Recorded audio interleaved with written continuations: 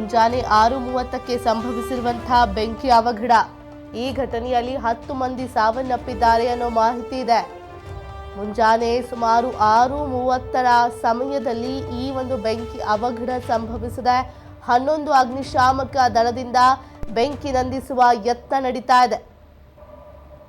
2 ಮಹಿಳೆಯರು 3 ಜನ ಮಕ್ಕಳು ಸೇರಿದಂತೆ 10 ಮಂದಿ ಸಾವನ್ನಪ್ಪಿರುವಂಥದ್ದು. ಉಸ್ಮಾನಿಯಾ DRDO ಆಸ್ಪತ್ರೆಗೆ ಗಾಯಾಳುಗಳನ್ನು ದಾಖಲಿಸಿರುವಂಥದ್ದು. ಘಟನೆಯಾಗಿ ಶಾರ್ಟ್ ಸರ್ಕ್ಯೂಟ್ ಕಾರಣ ಅನ್ನೋ ಶಂಕೆ ವ್ಯಕ್ತವಾಗ್ತಿದೆ. ಇತ್ತೀಚೆಗೆ ಬೇಗಂ ಬಜಾರ್ನಲ್ಲಿ ಬೆಂಕಿ ಆಕಸ್ಮಿಕವಾಗಿ ಸಂಭವಿಸಿತ್ತು. ಈಗ ಚಾರ್ಮಿನಾರ್ ಬಳಿಯ ಗುಲ್ಜಾರ್ ಹೌಸ್ನಲ್ಲಿ ಈ ಒಂದು ಘಟನೆ ನಡೆದಿರುವಂಥದ್ದು. ಈ ಬೆಂಕಿ ಅವಘಡದಲ್ಲಿ ಸುಮಾರು 10 ಜನ ಸಾವನ್ನಪ್ಪಿದ್ದಾರೆ ಅನ್ನೋ ಮಾಹಿತಿ ಇದೆ. 2 ಮಹಿಳೆಯರು 3 ಜನ ಮಕ್ಕಳು ಸೇರಿದಂತೆ ಒಟ್ಟು 10 ಜನರ ಸಾವಾಗಿರುವಂಥದ್ದು. ಶಾರ್ಟ್ ಸರ್ಕ್ಯೂಟ್ನಿಂದ ಈ ಬೆಂಕಿ ಅವಘಡ ಸಂಭವಿಸಿದೆ ಅಂತ ಹೇಳಲಾಗ್ತಾ ಇದೆ. ಇತ್ತೀಚೆಗಷ್ಟೇ ಬೇಗಂ ಬಜಾರ್ನಲ್ಲಿ ಇದೇ ರೀತಿಯಾಗಿ ಆಕಸ್ಮಿಕ ಬೆಂಕಿ ತಗುಲಿ ಭಾರಿ ಅವಘಡ ಸಂಭವಿಸಿತ್ತು.